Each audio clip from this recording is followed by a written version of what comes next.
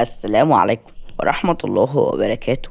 اللهم صل وسلم وبارك على سيدنا محمد في الأولين وفي الآخرين وعلى آله وصحبه أجمعين. طبعا مش محتاجة أقول لكم إنكم وحشتوني كتير جدا من الحلقة اللي فاتت. ويلا بينا نشوف حلقتنا المرة دي بتحكي عن إيه وإيه اللي هيحصل فيها. بس يا ريت قبل ما نشوف حلقتنا بتحكي عن إيه ما تنسوش تصلوا على النبي عليه أفضل الصلاة والسلام، وتعملوا لايك وتشتركوا في القناة عشان خاطر يوصلكوا أي جديد بجديد أنا بنزله من روايات عذاب أنثى أو غيره.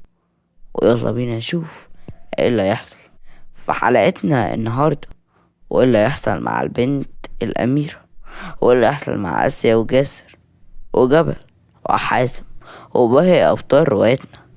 يلا بينا. كانت نايمة هي ملامحها البريئة الجميلة، نايمة بكل راحة واسترخاء، لكن ما كانتش تعرف الطعنة اللي كانت هتجيلها. لقيت مرة واحدة ان في حد بيقرب منها، بدأت ان هي تفوق لكن فاقت متأخر. الايد مرة واحدة كتفتها، وايد تانية حطت لزقة على بقها وخدوها. اغمى عليها، صحيت لقت نفسها في مكان غريب، نفس المكان اللي هو حبسها فيه قبل كده. بصت للشباك اللي كان مفتوح، وظهر الشمس مع شعاع النور، شعاع النور اللي اختفى من قلبها ومن زمان. بدأ الحراس ان هم ياخدوها، وبدأت ان هي تطلع. ظهر الشمس، وكانت الشمس ضاربة في عينيها جامد جدا. ووقفت هي في مكان كان فيه شمس، الحارس هو اللي وقفها فيه. لقيت ان الشعب كله متجمع وواقفين مستنيين. مستنيين ايه هي ما تعرفش، بس اكيد مستنيين قدرها. رأت وشوش كتير، وشوش بتبصلها بحزن، وشوش بتبصلها بكره. لكن هي ما تعرفش الوشوش اللي بتبصلها بكره دي بتبصلها ليه كده. هي كانت بتحاول على قد ما تقدر تعمل الخير، عمرها ما فكرت ان هي تأذي حد. دايما بتحاول ان هي تحقق العدل، العدل اللي هما ما يعرفوش، او اللي الناس بطلت ان هي تعرفه. ظهر صوت من وراها، كان صوت الشخص اللي هي بتكرهه واللي وصلها للحالة ان هي فيها. كان صوته هو، وبيضحك وهو بيقول لها مش قلتلك انت اكيد ليك يوم؟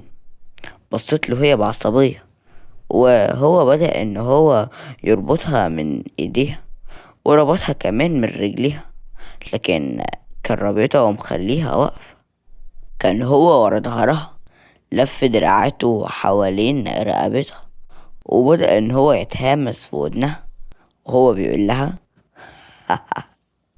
قلتلك ان انا اللي هكون مسيطر. عمر ما هيكون في واحدة ست ان هي هتكون مسيطرة على الحاجات اللي في دماغك، استحالة. ضحكت بسخرية وهي بتقوله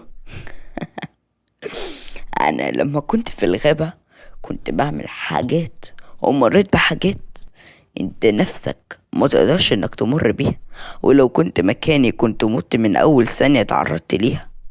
اتعصب هو جامد جدا وقال لها في الاول وفي الاخر فانتوا بنات.